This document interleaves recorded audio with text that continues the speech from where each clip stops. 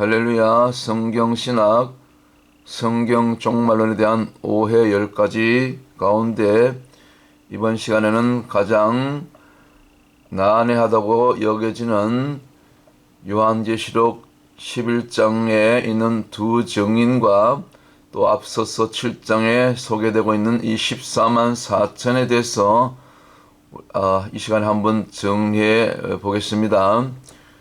이 계시록의 난해한 부분은 참으로 해석하기 어렵기 때문에 그래서 우리가 이런 부분들을 특별히 이런 난해한 이 두 증인과 14만 4천에 대해서는 아주 신중하게 그렇게 접근해야만이 우리가 성경 해석에 있어서 특별히 종말론 계시록 해석에 있어서는 안전한 그런 접근 방법이 아닌가 그렇게 여겨집니다. 누구든지 누가 되었든지 이 100% 이거다 그렇게 하는 것은 조금 위험한 그런 시각이 아닌가 그렇게 여겨집니다. 먼저 앞서서 이 두 증인에 대해서 여러 가지 이렇게 해석들이 있고 설들이 있는데 이 부분들 하나하나 살펴보도록 하겠습니다. 먼저 이 두 증인은 이제 요한계시록 11장에 나오는 내용이죠. 그래서 일부 사람들은 이 두 증인이 구약에 이 땅에서 죽음을 맛보지 않고 바로 하나님으로부터 들림받아 올라간 그 에녹과 엘리야가 이 땅에 다시 환생해서 구약 시대에 저 두 사람이 죽음을 맛보지 않고 바로 들림을 받았기 때문에 다시 이 땅에 마지막 때에 내려와서 예언 활동을 하다가 잠깐 동안 3일 반 동안 이제 죽게 되죠. 죽었다가 다시 이제 끌어올려서 다시 올라가게 되죠. 그래서 이런 구약에 있는 에녹과 엘리야의 그런 들림을 이렇게 연결해서 에녹과 엘리야가 다시 나타난 것이다. 뭐 이렇게도 주장하는 분들이 있습니다. 그리고 또 이 에녹과 엘리야의 사역의 내용을 보면 조금 비슷한 부분이 많습니다. 마지막 그 두 증인과 불을 내리고 구름을 먹게 하고 이런 것을 또 물이 피가 되게 하고 그런 여러 가지 어떤 초자연적인 권능을 많이 행하지요. 요한계시록 11장에 나오는 두 증인들 사역 보면 그리고 또 에녹 같은 경우도 창세기 없는 그 내용이 유다서에 보면은 마지막 때 주님의 재림을 미리 보고 영으로 보고 또 예언하게 되죠. 예언 활동을 하게 되죠. 이런 그 사역의 내용에 있어서 이 두 증인과의 비슷한 그런 부분이 많기 때문에 이 두 사람이 이렇게 다시 현현한 것이다. 그렇게도 보는 분이 있는데 이것도 어떻게 보면 또 성경을 이렇게 비약해서 이렇게 해석하는 그런 또 위험이 있는 것이죠. 그래서 그렇게 볼 수 있는 시각도 있지만 그렇다고 해서 이 두 증인이 에녹과 엘리야가 환생했다. 그렇게는 또 얘기할 수 없는 것이죠. 오히려 차라리 이렇게 이 구약에서 죽음을 맛보지 않고 바로 이렇게 공중으로 끌어올려져서 하나님께로 옮겨간 이 에녹과 엘리야는 마지막 때에 주님이 재림이 때에 있을 그 휴거를 예표한 사건이다. 그렇게도 볼 수 있는 것이 차라리 낫지 않을까 그렇게 봅니다.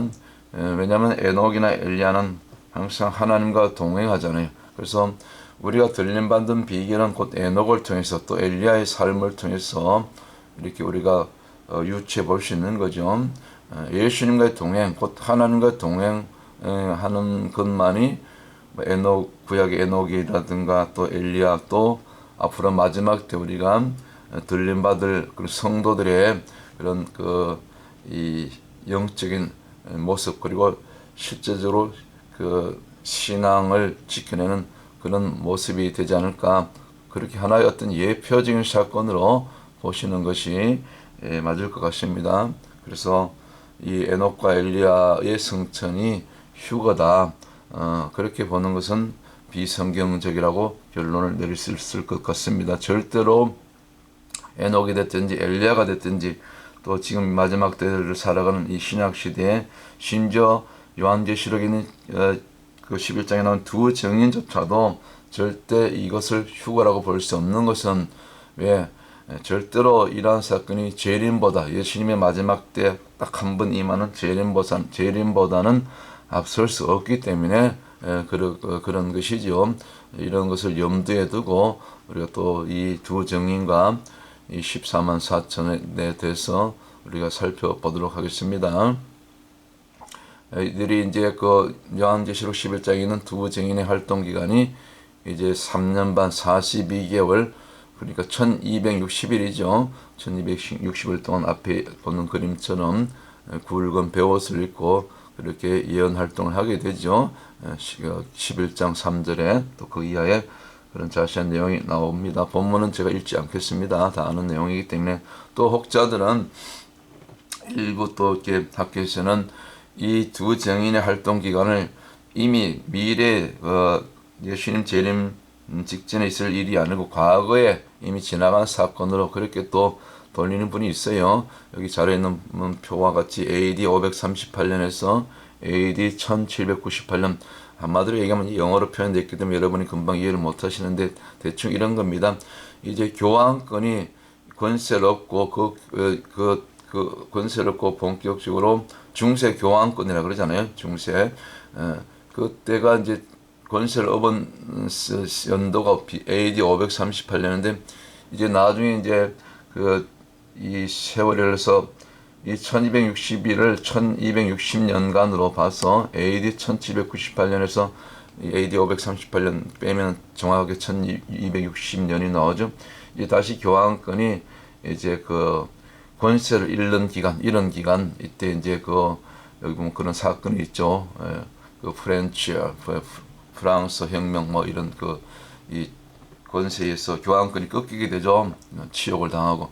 그래서 이 1260년간을 중세 교황권으로 본 그런 시각인데 이거는 뭐 너무나 또 비성경적이라고 볼 수 있는 거죠. 요한계시록 11장은 마지막 때 되어질 일이기 때문에 이렇게 보는 것은 좀 오류가 있습니다. 비성경적이라고 볼 수가 있습니다. 참고로 또 이렇게 이런 주장도 있다는 것을 소개해 드렸고요. 다시 그 본문에 보면 또 이런 표현이 있습니다. 이는 주 앞에 선 두 감람나무와 두 촛대이며 두 증인에 대한 이렇게 묘사죠. 그래서 이런 부분은 이제 또 영적으로 좀 해석할 필요가 있죠. 그래서 감람이 두라는 것은 둘이라는 것은 두 감람나무라는 것은 두 민족이죠. 로마서에 보면은 11장 전에 보면 나오지 않습니까? 참감람나무 또 돌감람나무, 두 민족을 얘기하는 거죠. 유대인과 이방 민족.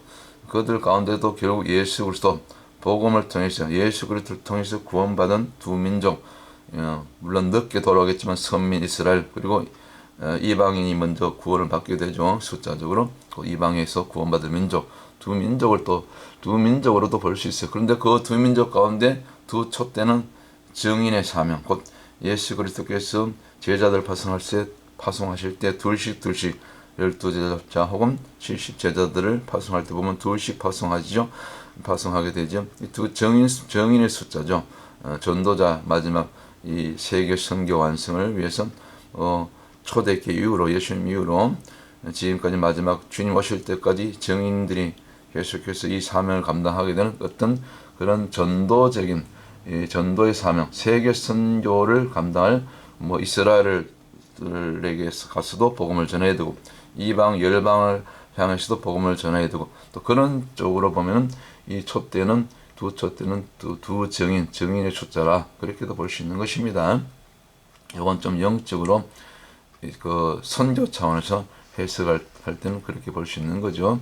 또 한편으로는 또 이거는 일부의 주장이긴 하지만 이 두 증인을 갖다가 이제 성경 66권으로 보는 것입니다. 그래서 크게 구약과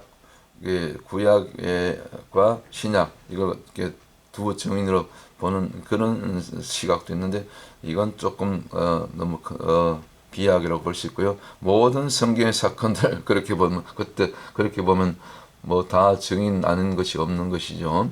그래서 구약의 선지자들, 신약의 사도들 뭐 다 증인들이죠. 지금 개개인 전도자들이 선교사님들 다 뭐 개인 우리 믿는 자들이 다 증인들이죠, 사실은. 그래서 그때마다 실제적 인물들을 통해서 그 시대마다 특별한 사명을 감당하는 그런 어떤 선지자라든가 또 사도들 뭐 그 이후에 지금까지 또 선교 사역 또 주역들이 있지 않습니까? 다 영적으로 보면 다 두 정인이죠. 근데 이거 갖다가 또 구약 신약이다 이렇게 보는 것은 또 이렇게 뭔가 좀 비약이고 안 맞는 것이죠. 자, 뭐 크게 보면 뭐 그렇게 보는 시각도 있다 이렇게 한번 제가 소개를 드리는 것입니다. 또 어떤 분들은 이 두 정인을 이제 그 순교의 부르심이 있는 사람들이다. 실제적으로 이 두 정인이 이게 1260일 동안 곧 전 3년 반이죠. 전 3년 반 동안 예언 활동을 하고 이제 앞으로 주님의 재림 또 회개를 선포하고 주로 이제 저들 활동 무대가 예루살렘이었죠. 예루살렘에서 활동하다가 그 예언하다가 또 놀란 신저 대적자들 그 불을 이렇게 내리고 막 대적자를 죽이기도 하고 하여튼 초자연적인 그런 물이 피가 되고 뭐 그런 기적을 행하죠. 그렇게 하다가 이제 무적행에서 올라오는 그 한 왕이죠. 적그리스도가 올라오는 이 후 3년 반이라고 볼 수 있죠. 바로 후 3년 반 들어가자마자 죽임을 당하게 되죠. 비참하게 그 예루살렘 시가지에서 죽임을 당하고 근데 그 죽임 당하는 모습이 전 세계 이제 요즘 뭐 유튜브 시대고 또 24시간 이제 또 인터넷 TV로 생중계가 되죠. 그런 모습들이 요한계시록 11장에 자세히 나와 있습니다. 그래서 그 두 증인들의 순교 장면 그리고 그 이방인들이 그 대적자들이 기뻐하고 그 미운 틀이 이제 박힌 것이죠. 두 증인들이 이 적그리스도의 세력의 그 입장에서는 그래서 기뻐하고 그렇게 축제를 하는 그 가운데서 3일 반 뒤에 그 시체가 호련히 살아서 이제 승천하게 되죠. 그래서 이런 장면들을 통해서 이제 순교의 부르심이 있는 사람들을 갖다가 또 두 정인이라 그렇게 보는 시각도 있습니다. 그러나 이것도 정확한 관점은 아니라고 봅니다. 하여튼 뭐 제가 지금까지 이제 두 정인의 활동 내용은 이제 두 감람나무고 두 촛대고 1260일간 곧 3년 반 동안 전 3년 반입니다. 후 3년 반이 아닙니다. 예언하다가 이제 심지어 두 정인을 헤아려면 불이 나와 삼키게 하고 또 하늘을 닫아서 비가 오지 않게 하고 물을 피로 여러 가지 권능을 행하죠. 그러다가 이제 무적행에서 올른 짐승 곧 적그리스도 예수 죽임을 당하고 다시 살아나 3일 반 만에 하늘 올라가고 그때 성 10분의 1이 예루살렘 성이겠죠. 10분의 1이 무너지고 지진이 나서 7,000명이 죽임을 당하고 두 정인에 대한 대적자들이 이렇게 재앙받는 거죠. 그렇게 볼 수 있습니다. 그래서 이건 뭐 앞으로 실제적으로 이걸 갖다가 그 실제로 이런 일이 있겠느냐 이것은 영적인 것이 아니야 그렇게 볼 것이 아니라 성경은 1차적으로 문자적으로 앞으로 이렇게 이러한 사건들이 요한이 본 대로 기록한 대로 실제로 이루어지게 될 것이다 그렇게 보는 것이 이 계시록을 이렇게 해석하는 데서 가장 무난한 그런 해석이 아닌가 그렇게 저는 생각합니다. 자, 그다음에 참고로 이 1260일은 제가 조금 전에도 말씀드린 것처럼 전 3년 반에 해당되죠. 전 3년 반 동안 이제 예언 활동을 하게 되죠. 전 3년 반 또 후 3년 반 그 기준은 이제 또 마지막 제가 10편에서 말씀드리겠지만 그 다니엘서 9장 27절이 실제적으로 이렇게 성취되는 해, 곧 이 적그리스도가 이 중동 이스라엘과 중동 간의 이 거짓 평화 조약 한 일해 동안에 국계 조약을 체결하겠고 이제 그런 부분에 대해서 제가 마지막 10편에서 제3성전이 세워지는 때와 적그리스도가 나타나서 활동하는 시기에 대해서 마지막으로 정리할 때 그때 자세히 설명을 드리도록 하고요. 자, 계속해서 이번 시간은 이 두 증인과 14만 4천에 대해서 이어가겠습니다. 그래서 죽임당한 후에 이 두 증인들이 3일, 정확하게 3일 반이 지났을 때 다시 살아나게 되죠. 생기가 들어가서 그래서 들림 받게 되죠. 승천하게 되죠. 그런데 아까도 제가 초반에 말씀드렸지만 이것을 이제 휴거로 보는 분들이 많은데, 그래서 점 3년 반 끝나면 교회가 휴거하고 환란에 들어가지 않는다. 이 두 정의를 갖다가 이제 교회로 보는 거죠. 그런 이제 오류를 이렇게 범할 수 있는데, 자, 제가 중요한 건 이 단서를 이게 절대로 뭐 계시록 4장 1장이 됐든지 아니면 이 두 증인의 그 소생 사건 그리고 들림받는 사건이 휴거가 될 수 없다는 결정적인 단서, 성경이 사도 바울이 증거했고 1차적으로 두 번째 사도 요한이 증거했는데, 그 부분을 제가 두 군데 찾아서 읽어드리겠습니다. 먼저는 사도 바울이 증거하기를 데살로니가전서 4장 우리 16, 17절 그 전후에서 보면은 이제 그 휴거 장면 나오죠. 16, 17절은 이제 휴거되는 장면 잘 아는 내용이고, 그 앞전에 보면요 중요한 단서가 있습니다. 13절부터요 데살로니가전서 4장 13, 14, 15절에 분명하게 이것이 휴거가 될 수 없다는 것을 이제 말씀하고 있는 것입니다. 자, 제가 읽어드리겠습니다. 형제들아, 자는 자들에 관하여는 너희가 알지 못함을 우리가 원치 아니하노니 이는 소망 없는 다른 이와 같이 슬퍼하지 않게 하려 함이라.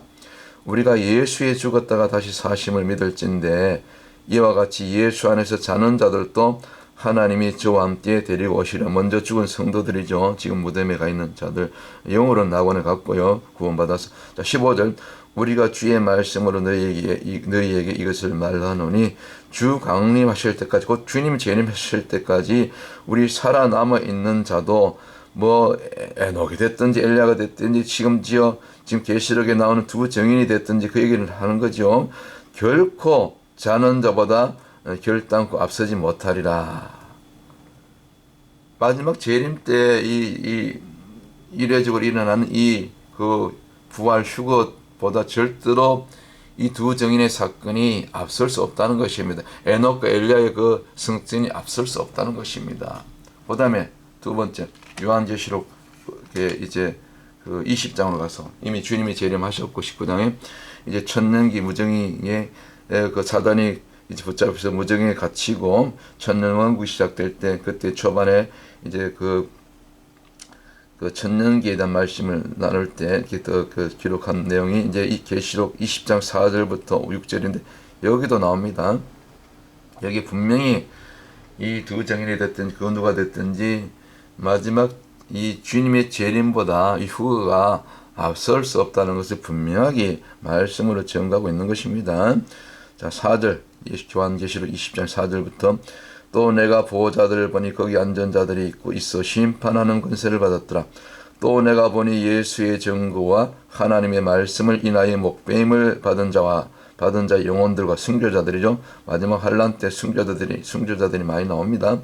또 짐승과 그의 우상에게, 즉 그리스도죠, 경배하지도 아니하고 이마와 손에 그의 표를 받지 아니한 자들이 계시록 13장에 666 짐승표 받는 시대에, 그때도 살아서 끝까지 표 받지 않고 살아서 환란을 이기는 환란을 이기는 자들 얘기죠. 그리스도로 더불어 1000년 동안 왕노릇하니 이런 자들이요, 환란을 통과한 자들이 그 얘기 아닙니까? 5절, 그 나머지 죽은 자들은 그 1000년이 차기까지 살지 못하더라. 이는 첫째 부활을, 이때 첫째 부활이 일어나는 것입니다. 무슨 부활의 첫날면은 예수님이시고, 이때 예수님께 붙을 자들, 이때 첫째 부활, 곧 부활 휴거가 일어나는 것입니다. 6절에 이 첫째 부활에 참여하는 자들은 복이 있고 거룩하도다. 둘째 사망이 그들을 다스리는 권세가 없고 도리어 그들이 하나님과 그리스도의 제사장이 되어, 베드로전서 2장 9절이죠. 왕같은 제사장 역할을 하는 거죠. 제사장이 되어 1000년 동안 그리스도로 더불어 왕노릇하리라. 아멘 할렐루야. 천년기 때 아닙니까? 천년왕국. 보세요. 결단코 앞서지 못하려잖아요. 이 부활 휴거 때 재림보다. 그렇기 때문에 다시 한번 말씀드리지만 구약의 에녹이나 엘리야 혹은 이 계시록 11장의 두 증인은, 이 두 증인이 이 생겨 들어와서 소생한 사건은, 이 승천한 사건을 휴거로 보면 안 된다. 그냥 죽은 나사로가 다시 살아나서 살아났던 것처럼 다시 살아난 소생이고, 그리고 하나님의 특별한 어떤 예외적인 특별한 사건으로 이제 진짜 마지막 예수님의 재림과 함께 일어날 그 부활 휴거의 어떤 하나의 증표로, 예표로 너희들도 앞으로 이렇게 들림받아 간다. 그렇게 하나님은 한번 말씀하시고 또 말씀하시고 또 많은 사인들 미리 이렇게 증거로 앞으로 일어날 일들을 구약으로부터 신약 계속해서 말씀하시고 또 보여주시고, 우리가 하도 안 믿으니까 너희들도 이렇게 승천하게 된다. 실제적으로 뭐 그렇게 예표적인 사건으로, 휴거의 어떤 예표적인 사건으로 이렇게 보여주신 것이지, 또 앞으로 그렇게 이렇게 두 증인이 그렇게 3일 반 만에 3년 반 예언 활동을 마치고 또 죽임당하고 3일 반 만에 초자연적으로 하나님 생겨 들어가서 다시 살아나서 이제 미리 이렇게 승천하는 그런 모습을 앞으로 이제 우리가 분명히 두 눈으로 보게 될 것입니다. 뉴스를 통해서 생중계로 보게 될 수가 있는 거죠. 그렇게 보셔야 될 것 같습니다. 그래서 우리 두 증인 실체를 성경에 있는 그대로 그렇게 우리가 믿고 또 그렇게 되어지는가, 그렇게 이렇게 지켜보시는 것이 안전한 이 참 난해한 이 두 증인, 그리고 또 14만 4천에 대한 해석에 대한 접근이 아닌가, 저는 그렇게 조심스럽게 내다보고 있습니다. 그래서 두 증인의 사역은 1차적으로 이분들이 예루살렘 중심으로 사역하기 때문에 유대 사역이고, 곧 이스라엘 유대인들에 대한 그런 또 예언 사역이고, 그러나 이 예언 사역이 전 세계적으로 또 알려지죠. 지금 유튜브 시대고 인터넷 시대이기 때문에 이것이 TV 뉴스에도 중요한 사건마다 이렇게 중계가 돼서 전 세계 사람들에게 이 마지막 때 특별히 전 3년 반이라고 일컬어지는 이미 이 뭡니까 이 적그리스도가 이게 이미 물 밑에서 활동하는 시기이기 때문에 우리가 어느 정도 다 유추가 알고 있지요. 그리고 준비하게 되죠. 마지막 후 3년 반 때. 전 3년 반 기간 동안에는 우리가 환란을 이길 수 있는 준비 단계입니다. 준비 기간을 하나님께서 전 3년 반, 또 요한계시록 12장에 읽었던 그 여자가 광야로 피할 수 있고, 그 다음에 거기서 양육받을 그런 곳을, 장소를 다 예비하시고 실제로 양육받는 그런 기간이죠. 그런 기간 동안에 이제 또 이렇게 목숨을 걸고 두 증인들이 이 땅에 있는 모든 교회들 대표해서, 전도자들 대표해서 초자연적으로 구약에 마치 모세처럼 엘리야처럼 이렇게 예언 사역을 하다가 그렇게 죽임당하고 다시 3일 반 만에 소생해서 하늘로 올라가는 사건, 이것을 갖다가 두 증인이 앞으로 이렇게 하게 될 그런 예언 사역이죠. 그렇게 보시면 무난할 것 같습니다. 참고로 요한계시록의 이 마지막 타임라인 여기 보면 좀 희미하긴 한데, 이제 여기 두 증인이 활동하는 시기가 바로 여기 앞부분 저기 뭡니까 7년 마지막 70일의 가운데, 다니엘 70일의 가운데 전 3년 반 기간 동안, 좀 희미해서 잘 보이지 않는데 전 3년 반 기간 동안 이렇게 예언하다가 후 3년 반 들어가면서 적그리스도가 바로 활동하면서 바로 3일 죽임당하고 3일 반 만에 이제 다시 소생되고, 그 이후에 이제 천년왕국 7년 끝에 예수님 재림하시고 뭐 그런 얘기들이 이제 쭉 요한계시록 21장 22장까지 새하늘과 새 땅 새 예루살렘 성까지 쭉 이렇게 누가 잘 그렸어요. 맞게 이제 좀 희미해서 그런, 하여튼 뭐 그런 식으로 이런 식으로 앞으로 마지막 때가 전개될 것이고, 그 가운데 이제 요한계시록 7장에 나오는 그 14만 4천에 대한 또 그 부분을 또 다루고, 오늘 이 9번째 이 성경 종말론에 대한 5회 시리즈 이렇게 마무리하도록 하겠습니다. 자, 일부 이단들은 또 이 14만 4천을 갖다가 자기들이 구원받는 숫자라고 그렇게 얘기하죠. 하여튼 좋은 것들은 이단들이 먼저 다 가져가죠. 14만 4천, 또 뭡니까 요한계시록 20장에 나오는 그런 천년왕국. 그래서 옛날에 천년왕국 하면 오히려 이단으로 몰렸다는 거예요. 좋은 것들이 이단들이 먼저 가져가가지고 말이죠. 자기들만의 세상이 이 땅의 죽음을 맛보지 않고 무슨 지옥도 부인하고, 지금 실제로 있는 천국 부인하고 다 그런 이단들 있죠. 여러분 아시죠? 그래서 이러한 14만 4천 때문에 참 조심스러웠는데, 이제는 이것이 다 밝혀 드러났기 때문에 여러분들이 이거 이단의 어떤 미혹을 조심하고 이렇게 분별하고 경계하면 되는 것입니다. 제가 늘 1편에서 말씀드렸던 것처럼 아무리 뭐 성경 종말론 다니엘서 뭐 요한계시록의 전문가라 해도 인간의 해석은 불안정하기 때문에 우리가 우리의 불안전성, 곧 이 해석의 불안전성을 인정하고 들어가야 되는 것입니다. 조심스럽게 이렇게 될 것이다. 이게 좀 열어놓고 모든 성경의 예언들, 특별히 마지막 종말에 대한 예언들은 굉장히 난해한 그런 부분들이 많기 때문에 뭐 이렇게 저렇게 보는 시각이 많지만 1차적으로 문자적으로 우리가 들어가되 조금 그 추이를 보면서 지켜보면서 실제적으로 그렇게 말씀이 이루어지는가 그렇게 순차적으로 이게 그 시대에 맞게 때에 맞게 적용하면은 이제 무난할 것입니다. 자, 14만 4천은 이제 그 요한계시록 7장에 나오는 그 초반에 나오는 내용인데 뭐 내용은 여러분들 다 잘 아시기 때문에 제가 읽지는 않고 이 본문은 각 이스라엘 지파별로 12,000명에서 12지파 곱하면 14만 4천 명이 나오죠. 그래서 문자적으로 1차적으로 이제 이스라엘 가운데 지파별로 14만 4천이 하나님 인침을 받고 이제 그 하나님 보좌로 가서 이제 찬송하며 영광 돌리며 구원받는 그런 그 거룩한 무리들로 그렇게 그 인침받은 숫자를 소개하고 있죠.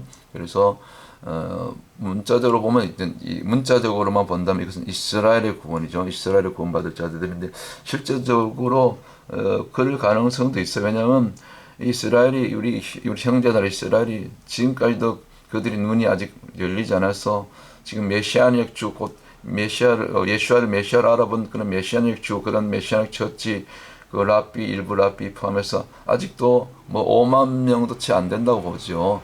이스라엘과 모든 미국 포함해서 모든 열방 이방 가운데 흩어진 이 구원받은 유대인들이요 아직도 5만 명 뭐 수년 전에 한 2만 5천 명 봤으니까 지금 한 5만 명 지금 빠르게 늘어나고 있으니까 그런데 주님 오실 때까지도 이게 10만 명 채우기도 어려요. 그래서 조금 이제 속도가 빨라지면 이 예언대로라면 14만 4천 주님 재림하실 때까지 14만 4천이 인침받을 숫자로도 볼 수 있는 거죠. 문자적으로 본다면. 그러나 이제 이것을 또 꼭 문자적으로 본다면 또 이것도 오류가 있는 거예요. 위험한 해석이죠. 그래서 또 대부분 또 안전한 해석법은 이것을 상징적으로 많은 숫자 유대인 가운데도 더 구원받을 수도 있고 마지막 스가랴서 12, 13, 14장에 보면은요 유대인 가운데 3분의 1이 구원받습니다. 예수님 재림하신 그 장면 직접 저들이 눈으로 보면서 육으로 보면서 그래서 천년기로 들어가는 그런 내용이 나오죠. 그래서 유대인 자체를 보더라도 많은 숫자. 그래서 보통 이제 14만 4천을 이제 그 수비학으로 풀면 여기 오른쪽에 제가 적어드린 것처럼 상징으로 본다면 구약의 12지파, 그 다음에 신약의 12사도, 그래서 곱하기 천수는 만수죠. 많은 숫자. 그래서 그렇게 하면 14만 4천이 나오죠. 그래서 조금 더 넓게 해석하면 모든 이방인들의 이방교회 구원받을 숫자가 많잖아요. 유대인들보다. 그래서 다 포함해서 많은 숫자들이 하나의 14만 4천으로 이게 상징되는 그런 인침받을 숫자다. 뭐 그렇게 보는 시각이 있고, 근데 또 그 같은 요한계시록 7장 14만 4천 다음에 나오는 그런 그 내용을 보면은 또 이렇게 구별이 돼요. 그리고 나서 또 계시록 11장 후반에 보면 또 많은 모든 족속과 민족과 방언과 그 언어로부터 또 셀 수 없는 수많은 무리들이 또 그 어린 양의 피에 젖어서 그 구원받은 무리들이 또 나오죠.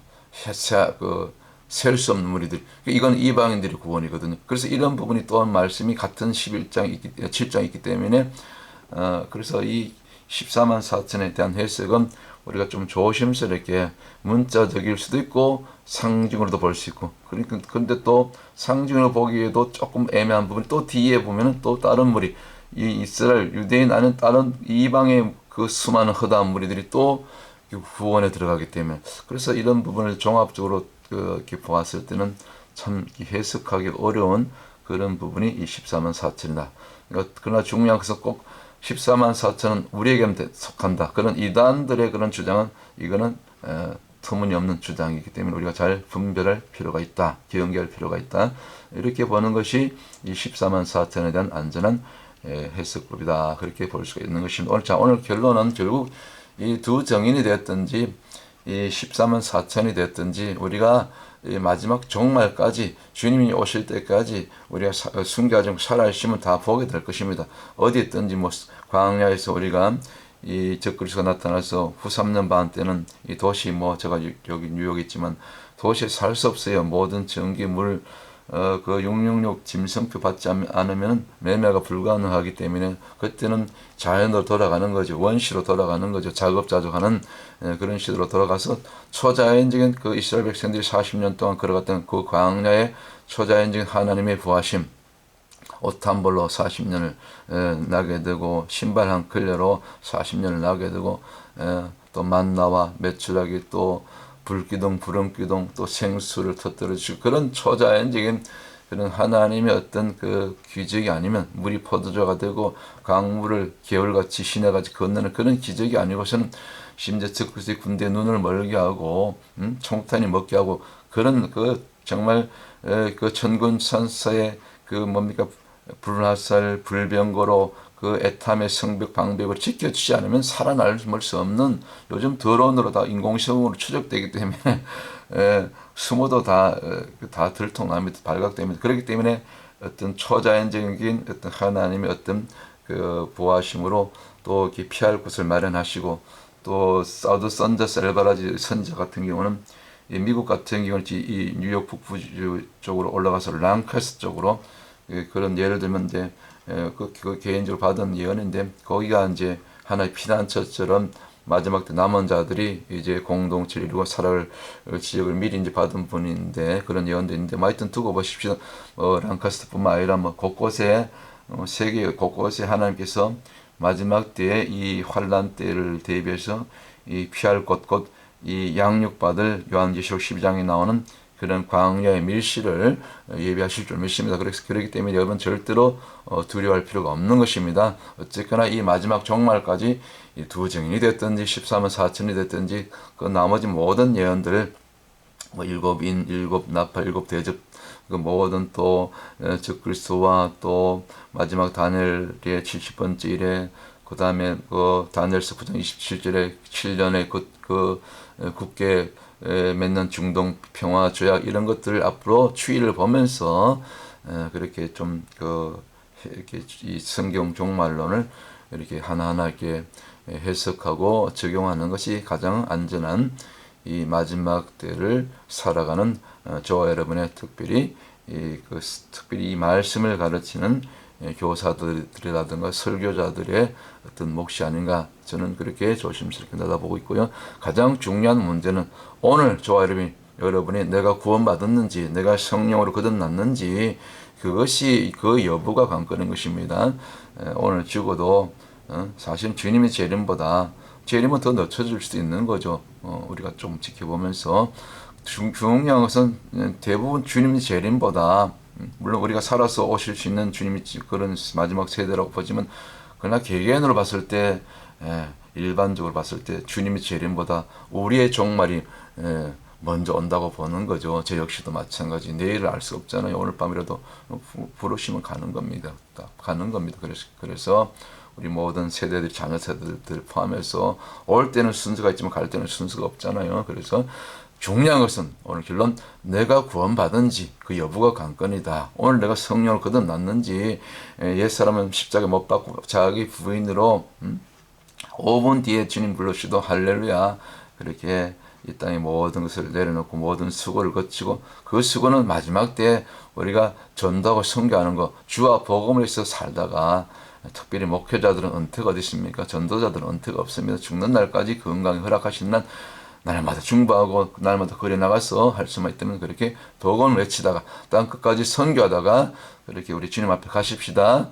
두 증인 또 14만 4천 뭐 다니엘서 9장 뭐 27절 뭐 다니엘의 70번째 일에 뭐 계시록 모든 뭐 이렇게 또 그런 이 모든 내용들을 다 몰라도 됩니다. 몰라도 구원받는 데는 지장이 없습니다. 그러나 이제 마지막 때 믿음은 특별히 요한계시록 14장 같은 경우 분명히 우리가 환란 때 들어갔을 때 666 짐승표, 이 적그리스도의 표는 절대로 오른손이나 이마에 받지 말고 그에게 경배하지도 말고 그의 우상에게 절하지도 말고 그의 우상이 예루살렘 제3성전이 세워지면 앞으로 세워지게 됩니다. 그 부분에 대해서는 이제 마지막 10번째 이 성경적으로 말하는 마지막 시간에 또 자세히 말씀드리기로 하고요. 오늘은 여기까지 마치도록 하겠습니다. 할렐루야. 오늘 또 예수와 이름으로 승리하십시다. 샬롬.